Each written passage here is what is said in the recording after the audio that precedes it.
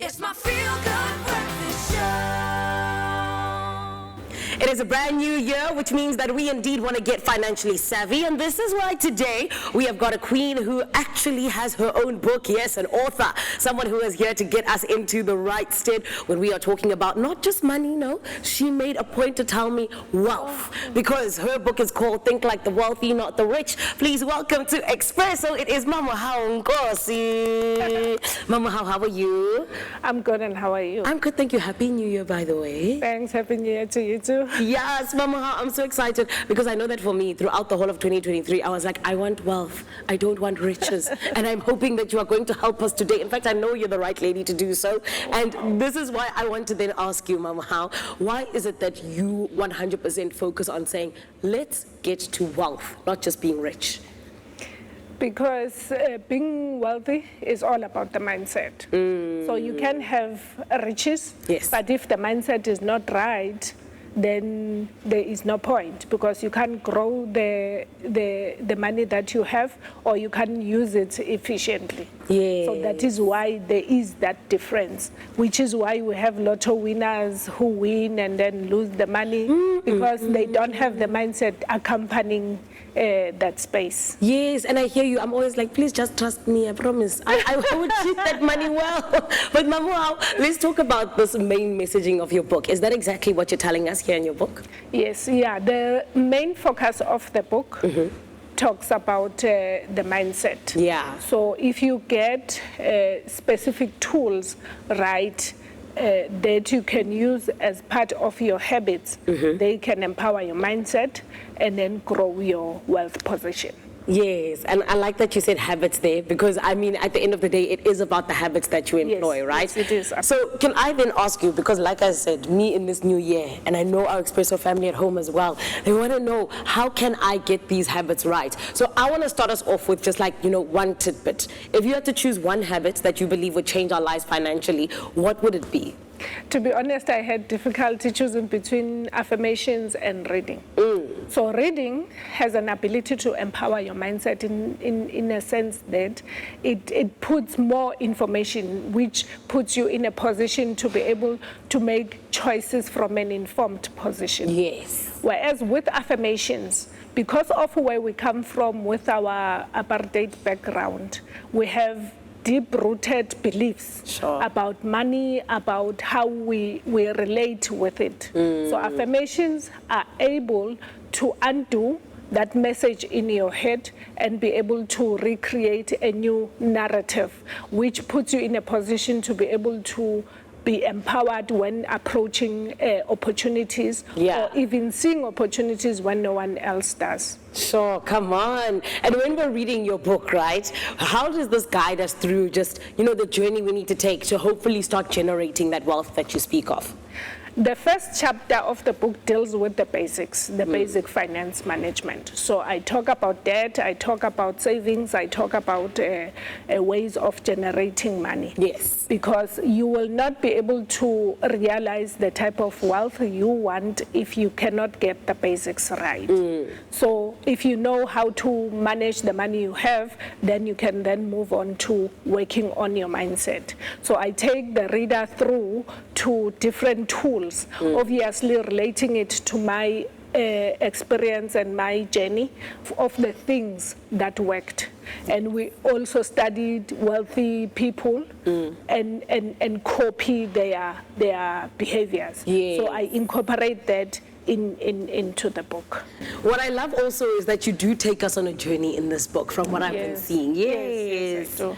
And Mama, when I speak of a journey, there's so many people who are at different parts of their journeys, right? In terms of getting into financial habits, trying to make sure that they are going in the right direction. So can I ask you then about people who possibly are sitting there going, it might be too late for me to change my own financial habits. What do you say to them?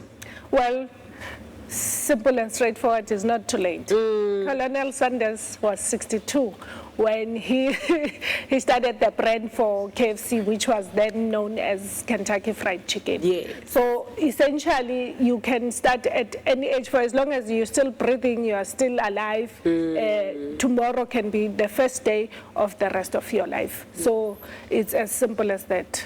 I love that. And Vera Wang was what, 42 when she designed her very first Exactly, wedding dress? yeah. You know what I mean? Yeah, so age is just a concept that we put in our minds to restrict ourselves, which is one of the things that creates limiting beliefs Yeah. in us, because we can use that as an excuse and not change the course of our lives. And let's say I'm someone now who's sitting at home and I'm like, yo, I'm in so much debt. Like not just after Christmas, but it's been a long couple of years. We all know where we come from in terms of COVID and everything else. What if I'm like, it feels like I'm never going to get out of this debt? What do you say to those people, especially when you're sitting there in debt and you're like, how then do I get to a point of actually starting to build wealth?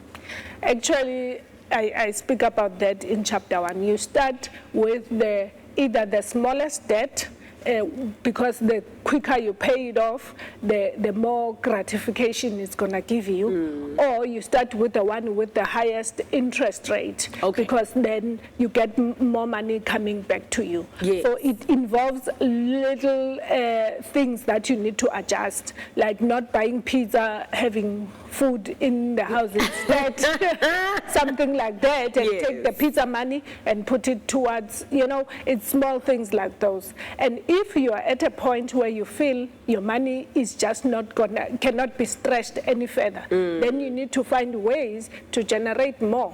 That's where the mindset thing comes in, because then you are able to see opportunities where people don't really see them, because you have trained your mind that way.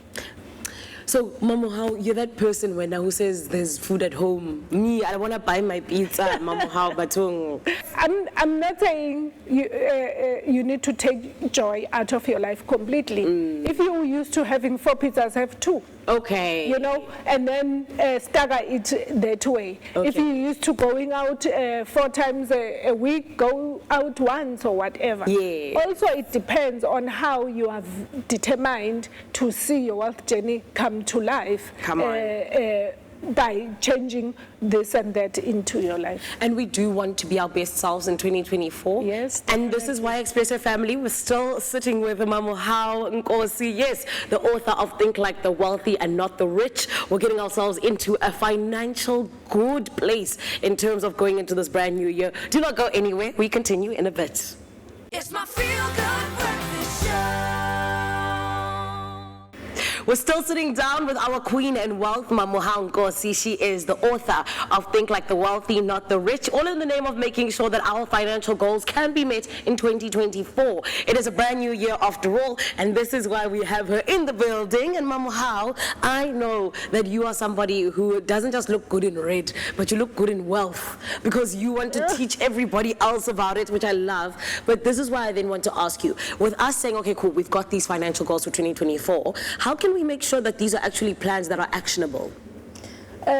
You just have to create, like for instance, annual goals, and then you have your monthly goals and your weekly goals. Yes. So I talk about that as well, to say that then from that you need to start having daily things that you do, even if it's small, even if it's just to research about this particular thing. That moves you. Anything that moves you, if you take a step a day towards your goal, Yes. that's 365 steps at the end of the year. Yeah. So that is movement. So no matter how small it is, so I guide readers into that to say that you have to do one thing every day that takes you towards your goal. So it's just a matter of having those targets monthly and then annually. I love that. So it's just, it's like almost like they say, the only way to eat a whole elephant is It's little one bit bite by at bit. a time. There we go. See, I remember the things my teacher said. Thank you, Mama. But I want to then ask you, because of course, there's a lot of us who are like, okay, cool, I want to have comfort in terms of my financials. But then again, at the same time, I also want to make sure that I'm growing. So when we talk about growth, especially with you saying saying that, it's about wealth, it's not about riches. How can we just make sure, rather, that we are actually getting to being wealthy and not just rich? Whilst at the same time you keep your comforts. Yes. But you have to be mindful of the fact that our comforts are not the same. Oh, that's true. If my comfort is a 3 Series and yours is a Conquest, as long as it's transport, A to B. you are comfortable. Exactly, yes. So yeah, that is the point. It boils down to the lifestyle that you want to live. So you can downgrade your lifestyle in order to make allowance for the future type of life that you want. Yes. But now if you're going to have lavish lifestyle and not be able to fund for your future, then it becomes a problem. So yeah, it is a balance that you must have as a person. So essentially you're saying we must sacrifice now so that in the future, rather, we can then be comfortable. Not sacrifice, but be comfortable and make peace with what you can work with. Like the pizza thing I was talking about. Yes. Don't completely take away the pizza, then you hate your life. Okay. But adjust some things, okay, so that you can be able to afford to put money away. Okay. And when we talk about, of course, these different workshops that you also host, the things that you are telling us in terms of this wealth building, I want to ask you, because of course, I think you've come across many people with many different stories. What are some of the challenges that we have that we are just, continuing to fall into, unfortunately, because some of us just don't have the knowledge when it comes to the financial side of life, and how do your workshops actually address them?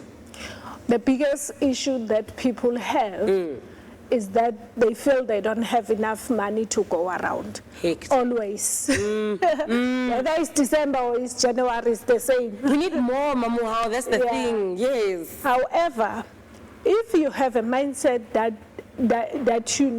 is able to put you in a position to be able to see opportunities, even in situations where there isn't, or where previously used to go past them, or some people go past them. You are essentially a money machine, because your wealth is determined by your potential rather than what is in your wallet. Okay. So if you work yourself to be able to generate more money, then in other words, you can be able to put you in a position to always have a little bit more. Yes. And the rule of thumb is to always spend less than you make. Yeah. So the moment you do that, then that little extra works towards your savings, your giving, your putting away for the future. Because those are the most important 3 things for the extra money that is there. It's the savings and? The savings, the giving, Yes. and then the investment. You see, so I want to touch on the giving. Because there's a very big part in your book where you are like, it's so important to give in order to have Chapter 2. abundance. Yes, exactly. Yeah. So now I want to know, personally even, how do the two marry each other? Where do you see the connection in, yes, now building wealth, but then having to be making sure that you're giving back to the community in order for that to happen? Yes, first of all, I am an advocate for giving to the community, because we need to be people that builds the communities we come from and the communities we want our children to grow up in future. So it's important for that reason. And the second reason is that it trains your mind that you will always have enough. Yes. Because firstly, you try to work out your budget with the little that remains after you've given. And secondly, you become innovative in terms of how then do you get more if you need to.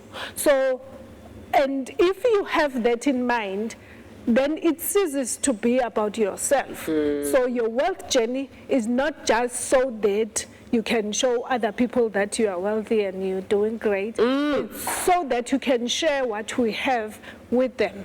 So it's not just about you. Yeah. It's about also the communities that which we operate. Come on, are you running for president? No, or I'm not? Okay, I just wanted to make sure. I like this mindset. I would vote for you, Namamahao. However, I genuinely feel like it's such a beautiful thing in terms of how you are wanting to disseminate this information and allow people to get to where you are and where many others are. Because at the end of the day, you can't do anything if you don't have the information, right? Yes, most definitely. Yes. So, Mama, tell me, what is one of your favorite lessons that you teach in this book outside of the giving? Affirmations. Yes. The reason is that they look so insignificant, like a small thing. But if people can just keep at it, it sort of changes. It's like you have a new world opening. Yeah. In your life, you start seeing that, hey, I can start a business doing this, and it can actually, and a mind like that is able to provide solutions. Yes. When people get stuck with situations that they don't know how to maneuver. But if you have a mind that already is able to, take you through all sorts of things, you are ahead of the game. Come on, I love that. Mama How, thank you for being ahead and leading us, leadership. We appreciate you, and all the best for 2024. Here's to you and all of your wealth. Right. Thank you so much. You need to make sure, my beautiful Expresso family, that we are indeed looking at these different ways of how we can get to not just being rich, but being wealthy. And this is why we get to do this together on your Feel Good Breakfast Show. Here's to us being financially savvy in 2024 and more.